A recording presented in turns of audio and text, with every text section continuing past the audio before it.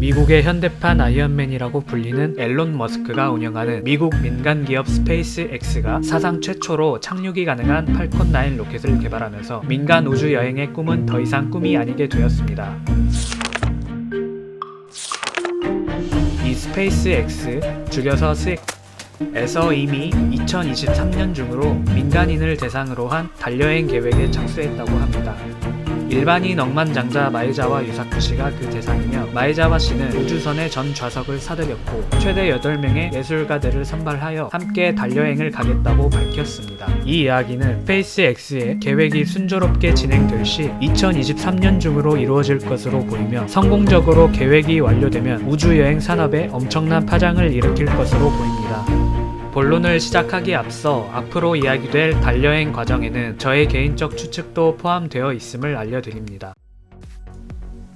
민간인들이 탄 사령선은 로켓의 최상단에 위치할 것이고, 로켓은 양쪽에 붙어 사령선을 지구 궤도까지 올려줄 것입니다. 이후 연료를 소진한 1단, 2단 추진체는 지구로 다시 착륙할 것입니다. 우주선은 지구를 어느 정도 공전하며 최적의 타이밍을 기다립니다. 이때 여행객들은 창문 밖에 펼쳐진 난생 처음 보는 검은 하늘과 푸른 빛의 둥근 지구를 보며 감탄하겠네요.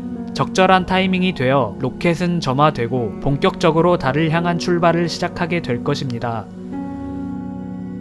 그 과정에서 여행객들은 뒷창문으로는 점점 작아지는 지구를, 앞창문으로는 점점 커지는 달을 보게 될 것입니다. 하지만 달까지는 거리가 꽤 되어서 며칠은 날아가야 할 것입니다. 그렇게 되면 감동은 잠시 곧 지루해질 수도 있겠네요. 이제 슬슬 여행객들은 지구보다 큰 달을 보게 될 것입니다. 머리를 치켜 세워보면 거대한 달 표면이 하늘을 가득 채우겠네요. 슬슬 여행객들은 이제는 하늘을 올려다보면 보이는 것이 하늘이 아니라 땅이라는 것을 깨닫게 될 것입니다. 달에 도달하는 것이 아닌 추락 중이라는 사실도 말이죠.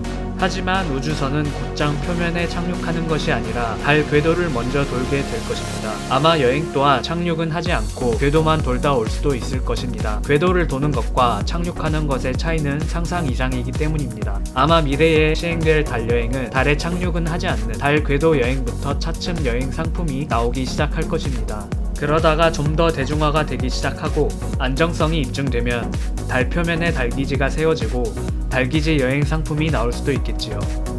아마 여행객들의 달 착륙은 그 이후에 가능할 것 같네요. 아무튼 본론으로 돌아와서 달 궤도에 성공적으로 진입한 우주선은 달을 몇 바퀴 공전하다가 다시 지구로 돌아올 것입니다.